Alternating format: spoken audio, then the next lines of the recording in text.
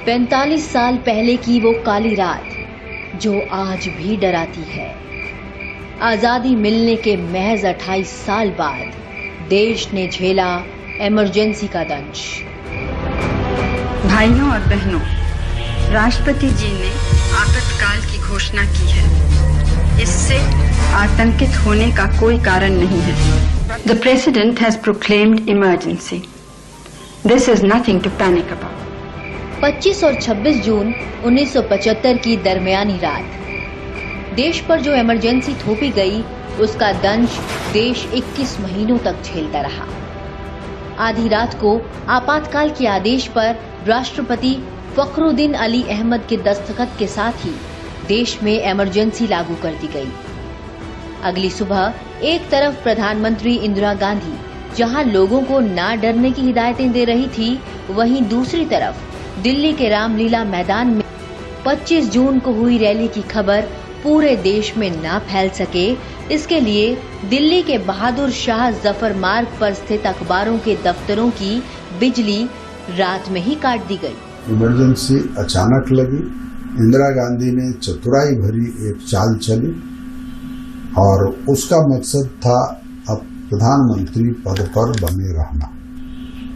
अगर वो लोकतांत्रिक नेता होती तो मुकदमा हारने के बाद कांग्रेस को किसी को बना सकती थी, लेकिन उन्होंने दूसरा रास्ता चुना और लोकतंत्र का दरार। रात को ही इंदिरा गांधी के विशेष सहायक आर.के. धवन के कमरे में बैठकर संजय गांधी और ओम मेहता उन लोगों की लिस्ट बना रहे थे जिन्हें गिरफ्तार किया जाना था।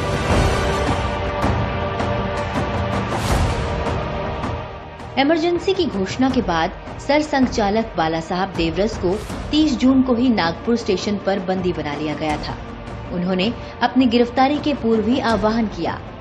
इस असाधारण परिस्थिति में स्वयं सेवकों का दायित्व है कि वे अपना संतुलन न खोएं। यह द्वितीय स्वतंत्रता संग्राम था। That was the second freedom struggle. 100 साल से अधिक अंग्रेजों के जमाने में भी कुछ बातें नहीं सुनी थी। ऐसी बातें केवल 20 महीने के अंदर हिंदुस्तान के इस धरती पर संविधान को दुरुपयोग करते हुए एक तानाशाह व्यक्ति ने ये कर सके, यह एक अत्यंत आश्चर्य और दुखद विषय है। इसके बाद 4 जुलाई 1975 को राष्ट्रीय स्वयंसेवक संघ के ऊपर प्रतिबंध लगा दिया गया। देश भर में संघ के 1356 प्रचारकों में से 189 को कारावास भेज दिया गया। आपातकाल के दौरान सत्याग्रह करने वाले कुल 1,30,000 सत्याग्रहियों में से 1 लाख से अधिक राष्ट्रीय स्वयंसेवक संघ के थे।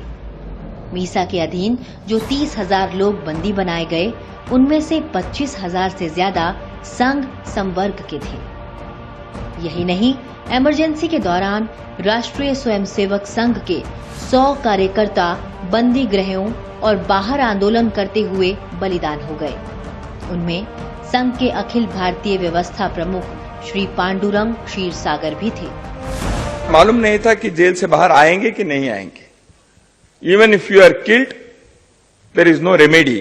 इस प्रकार के हिंदुस्तान के अटॉर्नी जनरल कह सकता है देश की सुप्रीम कोर्ट के सामने। ऐसी स्थिति जब थी,